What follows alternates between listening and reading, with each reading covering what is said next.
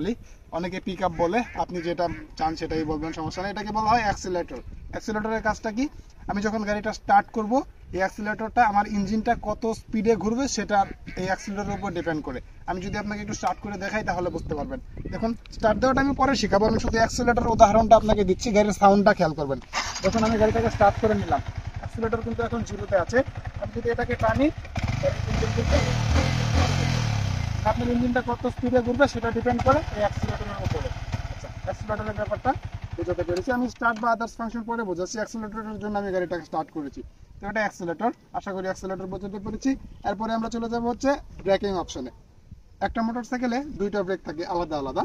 Break সম্পর্কে যদি আমি বলতে চাই তাহলে ব্রেকিং এর উপরে আলাদা একটা ভিডিও আমি করতে পারবো, যেমন ব্রেক কত প্রকার, ব্রেকের প্রকারভেদগুলোর ডিটেলস, যেমন এবিএস আছে, নন এবিএস আছে, সিবিএস আছে, সবগুলো বলা যাবে। কিন্তু আজকের ভিডিওটা তো মোটরসাইকেল চালানো শেখার উপরে, আমরা ব্রেকিং সিস্টেমে না যাই।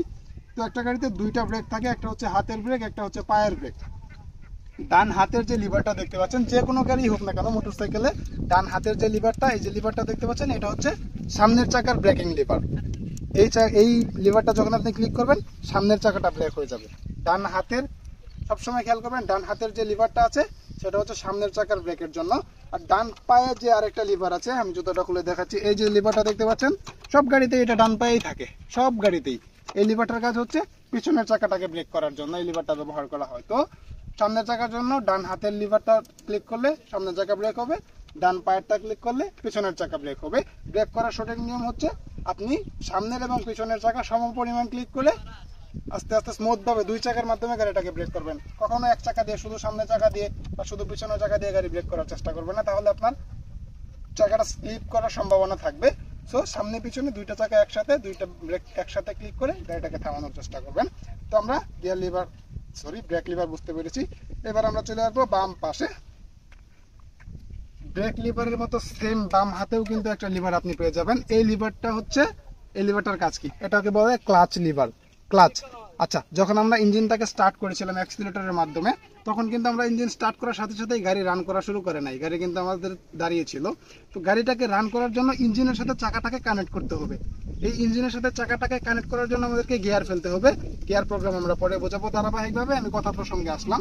যখন আমরা গিয়ারটাকে ফেলবো, তখন এই ক্লাচটা ধরে আমাদের গিয়ার ফেলতে হবে। ক্লাচ ধরে আমরা গিয়ার ফেলার পরে গিয়ার এবং চাকার ভিতরে যে ডিস্টেন্সটা, এটা এই ক্লাচের মাধ্যমে করে থাকবে। ক্লাচ হচ্ছে গিয়ার এবং চাকা, এই দুইটার ভিতরে একটা ডিস্টেন্স, একটা বাধা দেওয়া থাকবে, সুইচ গেট বলতে পারেন। যখন আমি ক্লাচটা ধরবো তখন সুইচ গেটটা নেমে যাবে, ক্লাচটা ছেড়ে দিব, সুইচ গেট উঠে যাবে, তখন চাকা অটোমেটিক ঘোরা শুরু করবে। সো ইঞ্জিন স্টার্ট করার পরে সবসময় ক্লাচের কাজ থাকে, আমি প্র্যাকটিক্যালি আপনাকে দেখালে বুঝতে পারবেন। তো আপনি শুধু এটাই মনে রাখবেন, বাম হাতের যে লিভারটা আছে এটাকে বলা হয় ক্লাচ লিভার। আমি প্র্যাকটিক্যালে যাওয়ার সময় ক্লাচ লিভারের কাজটা আপনাকে বুঝিয়ে দিব। এবার এদিকে আরো কিছু ছোট ছোট ফাংশন রয়েছে, এগুলো আপনার একটু জানা থাকা উচিত। এদিকে আসো, এই অংশটা ফোকাস করবো এখন। ডান পাশে দেখতে পাচ্ছেন এদিকে একটা লাল বাটন আছে, এই বাটনটার কাজটা কি? এটাকে বলা হয় ইঞ্জিন সুইচ। আপনি 80% গাড়িতে ইঞ্জিন সুইচ পাবেন। ইঞ্জিন সুইচের কাজ কি? দেখুন, আমি চাবিটাকে এখন অন করছি, হ্যাঁ, চাবি অনে আছে। এখন যদি আমি এখান থেকে স্টার্ট করি, গাড়ি কিন্তু স্টার্ট হয়ে গেছে। এই স্টার্ট হয়ে গেছে।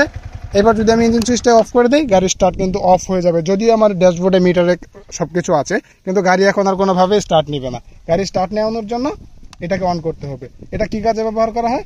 ধরেন আমি রাস্তায় চলতেছি, এই জায়গায় আসছে, আমার এক ফ্রেন্ডের সাথে আমার দেখা হয়েছে, তো আমি তার সাথে 1 মিনিট 2 মিনিট কথা বলবো। তো আপনি 2 মিনিট 5 মিনিট কথা বলার জন্য আপনার চাবির সুইচ অফ করার দরকার নেই। আপনার স্টার্টটাকে বন্ধ করার জন্য আপনি জাস্ট ইঞ্জিন সুইচটাকে অফ করে দিবেন, তাহলে আপনার গাড়ি স্টার্ট বন্ধ হয়ে যাবে। আপনি কথা শেষ করে চাবি ব্যবহারের দরকার নেই, জাস্ট সুইচটা অন করে স্টার্ট দিয়ে চলে যাবেন। স্টার্ট করে গাড়ি কিন্তু স্টার্ট হয়ে গেছে, এই স্টার্ট হয়ে গেছে। এবার যদি আমি ইঞ্জিন সুইচটা অফ করে দেই, গাড়ির স্টার্ট কিন্তু অফ হয়ে যাবে। যদিও আমার ড্যাশবোর্ডে মিটারে সবকিছু আছে, কিন্তু গাড়ি এখন আর কোনোভাবে স্টার্ট নেবে না। গাড়ি স্টার্ট নেওয়ানোর জন্য এটাকে অন করতে হবে। এটা কি কাজে ব্যবহার করা হয়? ধরেন আমি রাস্তায় চলতেছি, এই জায়গায় আসছে, আমার এক ফ্রেন্ডের সাথে আমার দেখা হয়েছে, তা আমি তার সাথে 1 মিনিট 2 মিনিট কথা বলবো। তো আপনি 2 মিনিট 5 মিনিট কথা বলার জন্য আপনার চাবির সুইচ অফ করার দরকার নেই। আপনার স্টার্টটাকে বন্ধ করার জন্য আপনি জাস্ট ইঞ্জিন সুইচটাকে অফ করে দিবেন, তাহলে আপনার গাড়ি স্টার্ট বন্ধ হয়ে যাবে। আপনি কথা শেষ করে চাবি ব্যবহারের দরকার নেই, জাস্ট সুইচটা অন করে স্টার্ট দিয়ে চলে যাবেন।